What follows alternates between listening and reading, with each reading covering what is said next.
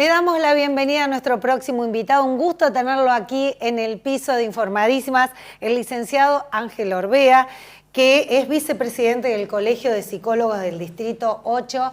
Ángel, bienvenido a Informadísimas. ¿Cómo estás?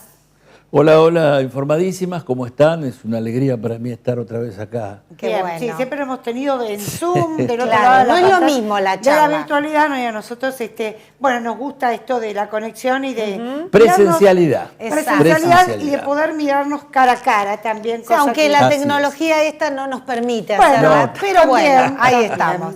Pero bueno, has participado en distintos conversatorios, bueno, encuentros que tienen que ver con la dinámica que tiene hoy la Ley de Salud Mental, que es muy cuestionada por ciertas, bueno, no sé, por algunas...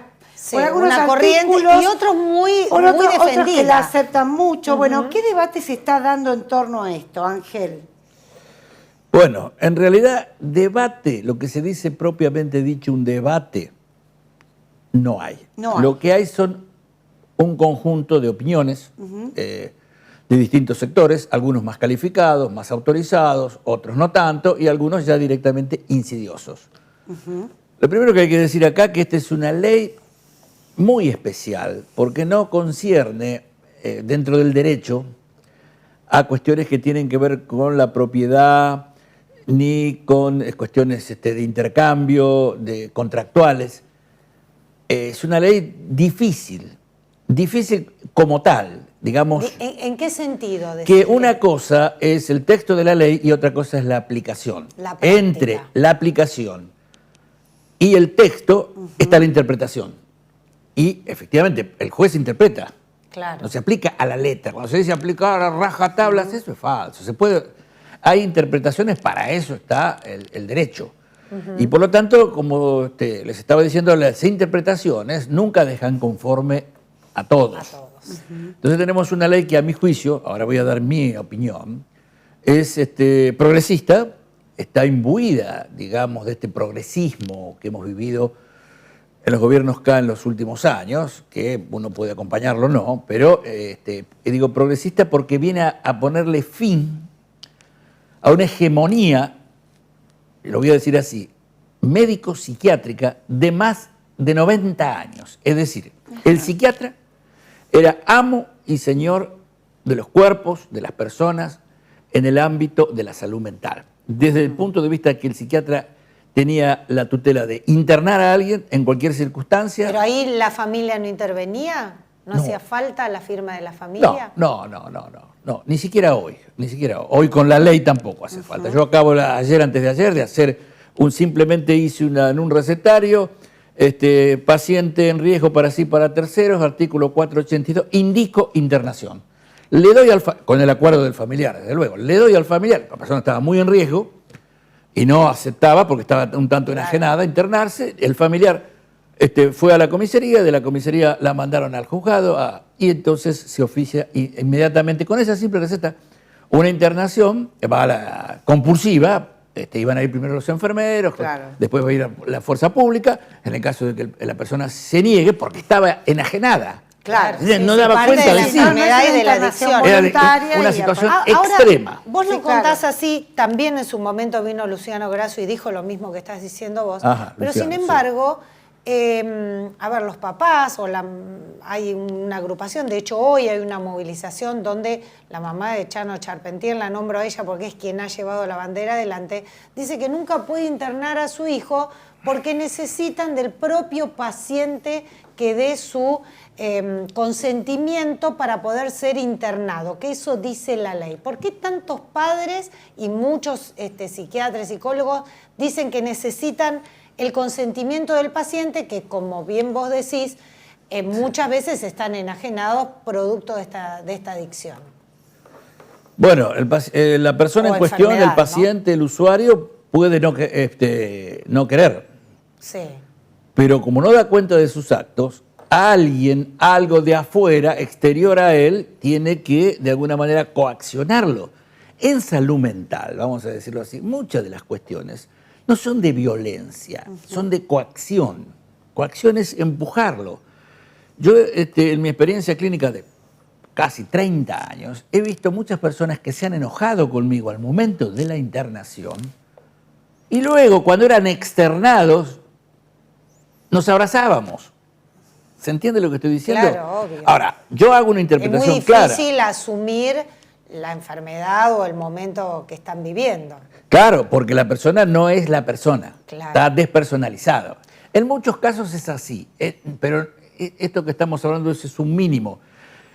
A mi entender, la cuestión de la internación, que es posible dentro de la ley de salud mental, hay un artículo, creo que es el artículo 20, que dice claramente en qué momento se hace. Acá lo hemos hecho de cotidiano, cuando te interpretamos sobre la base de una lectura de un equipo o de una historia, en este caso que les contaba que fue el lunes.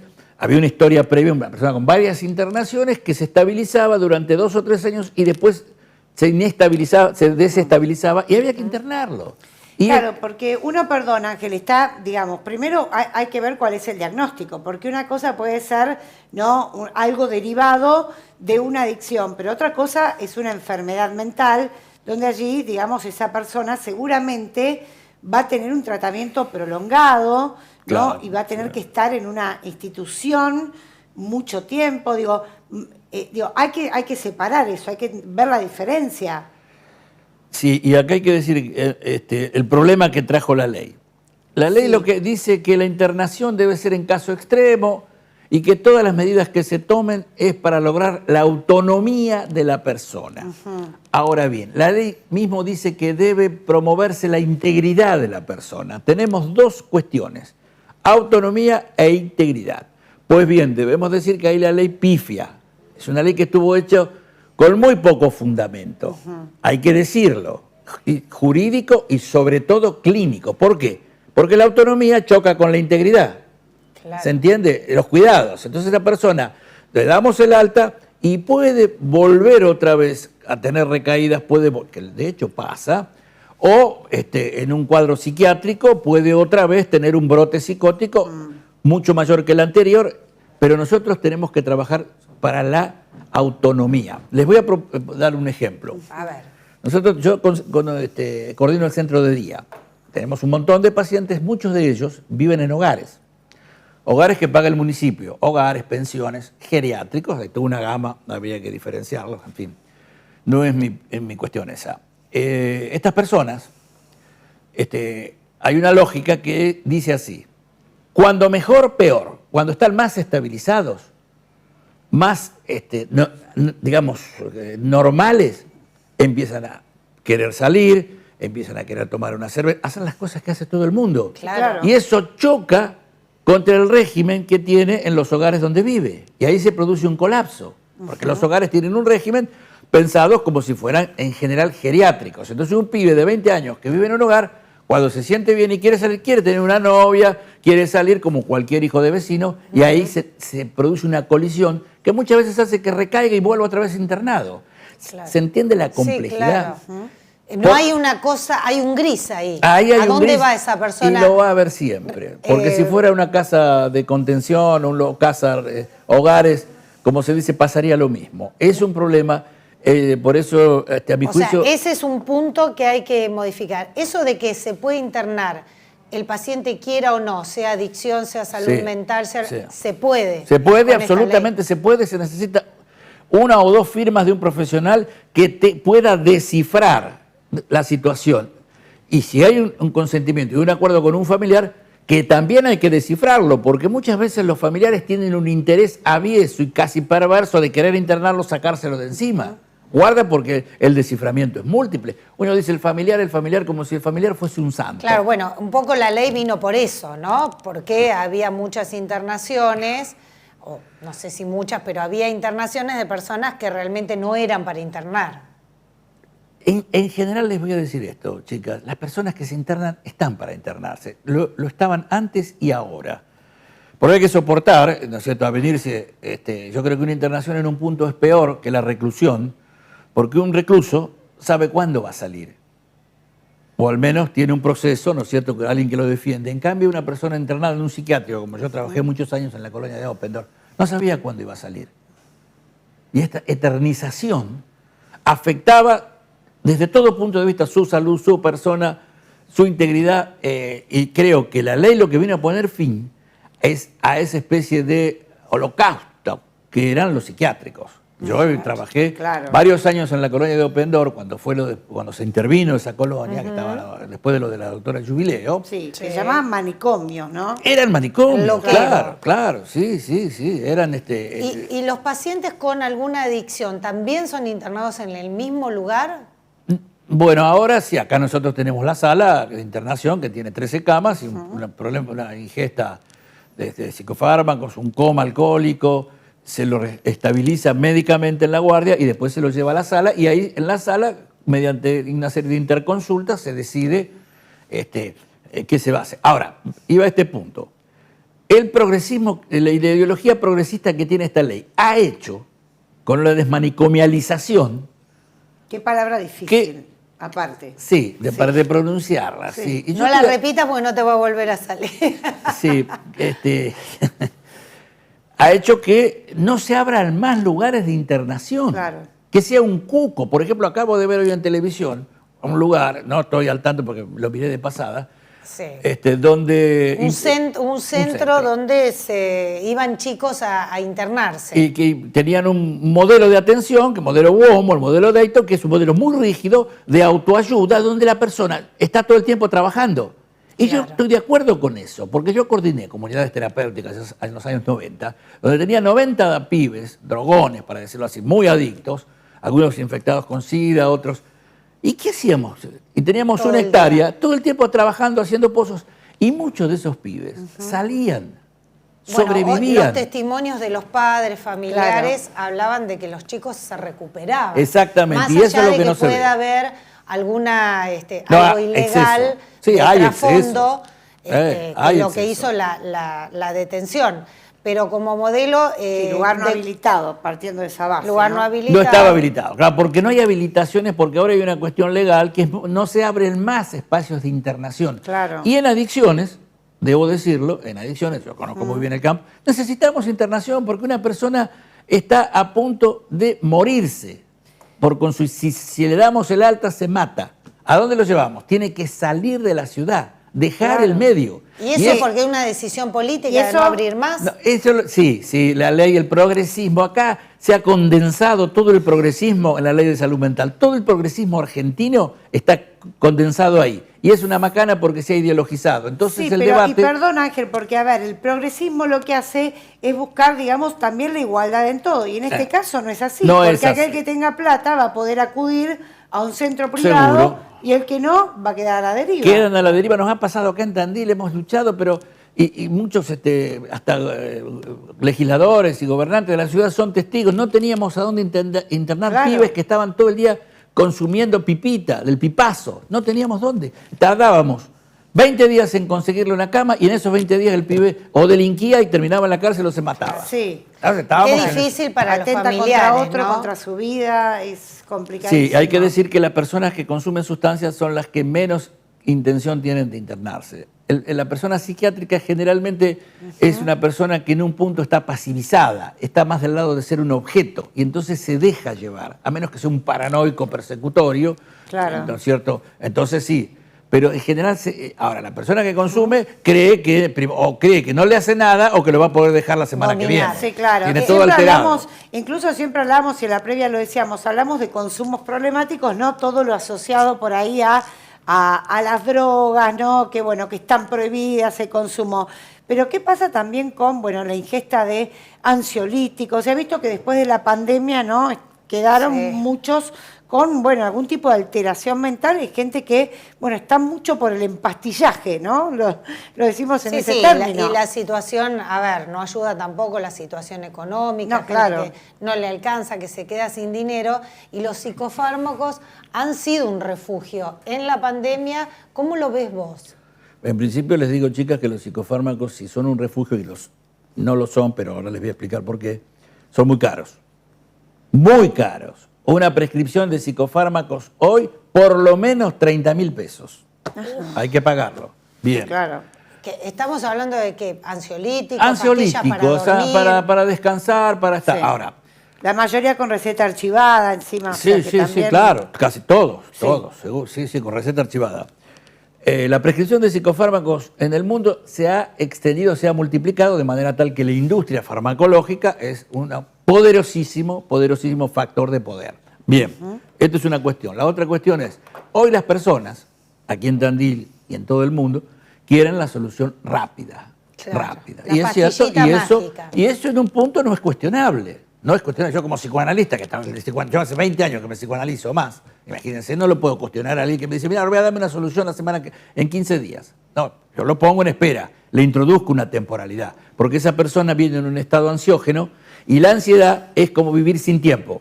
Cualquier espera produce una tensión que le hace sentir trastornos respiratorios, sensación de muerte. Entonces hay que introducir. Ahora yo introduzco el tiempo con la palabra. Otros, la psiquiatría introduce el tiempo con el fármaco. Lo ideal es combinar. Claro. Tratamos, yo trabajo, incluso trabajo con el doctor Modafari. Muchos años trabajamos, no juntos, pero nos peloteamos pacientes cuando se necesita. Ahora, claro. ¿Qué pasa? El psicofármaco funciona también como una droga, en el sentido de que muchas personas que han cumplido tratamientos, después quedan con la sensación de dependencia. Es decir, la sola idea de no tener en la cartera el blister con las pastillas ya lo pone en un trance y eso es una dependencia, ¿se entiende? Sí, y va a buscar quien le firme. Claro, entonces, y también, estas pastillas para dormir que a lo mejor consumen durante años y hoy van a un médico y le dicen, no, pues yo la tomo, ahí también hay otra cosa, sí, ¿no? el clonazepam, el famoso clona, pero claro. ¿cuántas? Y además los efectos negativos, lo que se llaman síntomas negativos, que producen, inhibe la pulsión sexual, produce bulimia, las chicas se deforman, les obstruye las menstruaciones, en fin. El psicofármaco tiene que ser indicado por el psiquiatra y el psiquiatra autoriza, decide el momento que se deja.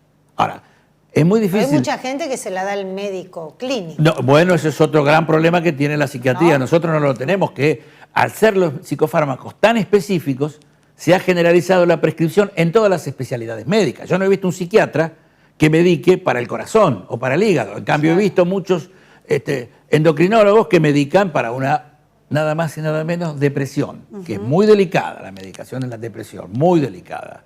Entonces, ustedes ven que hay un entrecruzamiento. Hoy sí. ¿Cómo influye la situación de un país en el ánimo de las personas, en la salud mental de las personas?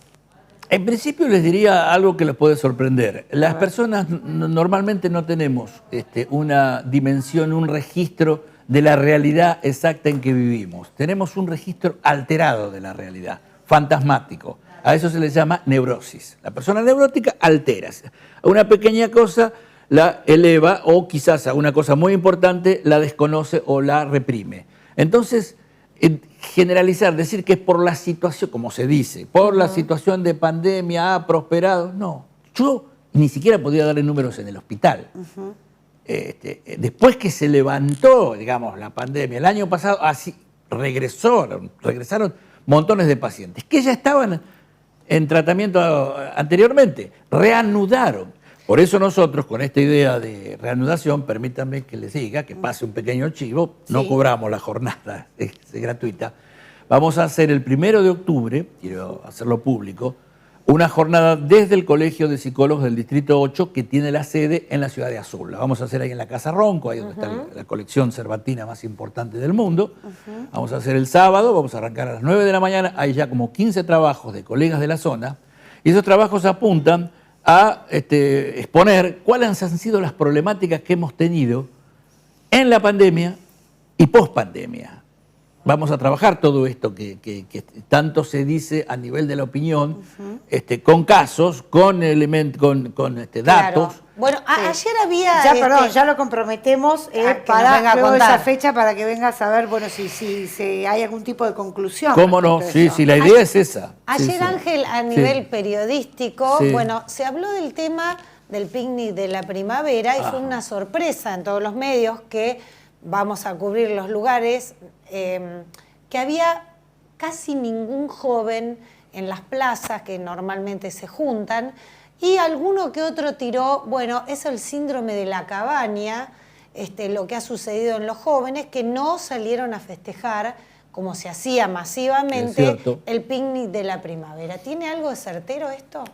Sí, totalmente. Los jóvenes hoy, los adolescentes, yo diría en un rango de 12 a 20 años, son no el sector más vulnerable, porque el concepto de vulnerabilidad es más social y jurídico. Son los más flojos, los más débiles. ¿Por qué? Porque se han educado, lo digo así, educado a través de las pantallas. Y entonces no es el síndrome de la cabaña, es el síndrome de la pantalla. Y la pantalla se ve bajo techo generalmente. Claro. Entonces tenemos una generación que ya está entrando al mercado, formateada de esa manera, y es una generación que su debilidad digo, incluso física, porque claro, fíjense que nunca andan solos. Hoy los adolescentes no andan solos. Es cierto que es riesgoso, pero yo en mi época vivía en Buenos Aires, cuando vivía en Buenos Aires andaba solo. No esperaba que me pasara a buscar un amigo o no arreglaba un encuentro para ir a tal lugar. Bueno, hay una debilidad e incluso esa debilidad viene no solamente de las tecnologías, sino también del cuidado que ofrecen a sus hijos los padres contemporáneos. Los padres contemporáneos sobreprotegen allí donde por cuestiones de trabajo, de subsistencia, están faltando. No le damos lugar a la frustración. Sí, totalmente. No queremos que se frustren, que sufran. Sí. ¿No? Y entonces el resultado de esto es lo que se llama hoy el niño amo. El niño que a los 5 o 6 años ya manda, prescribe, indica, claro, e insulta a sus padres, decide que no. Bueno, esto es muy complicado, porque eso no se había visto antes. Estas son las nuevas generaciones que vienen con nuevas, no diría patologías, con nuevas situaciones. Claro. Entonces, pasamos de hijos de padres autoritarios a padres culposos y permisivos. Padres democráticos. Claro, y el padre democrático es realmente tan embromado como el padre autoritario. No hay, entre una cosa y otra, la idea es, como decía el doctor Lacan, ¿cuál es el mejor padre? No, doctor, nadie respondía. ¿Cuál? ¿Cuál? El que tiene contenta a la madre. Bueno. No le erró el viejo, ¿eh? El que tiene contenta a la madre, en todos los sentidos. Sí, se entiende, en el sentido amplio de la palabra. El que desea una mujer, el que hace de su mujer un objeto causa de deseo. Ese es el padre interesante. Ese, que, bueno, no sé, lo hay también, pero no tanto. Es un tema en el que nos podemos meter la próxima charla. Es que me gusta. Nos gusta ese tema. Me gusta ese tema. Claro, mira, lo invitamos entonces para cuando las conclusiones, ¿no?, de este encuentro que se va a dar en Azul.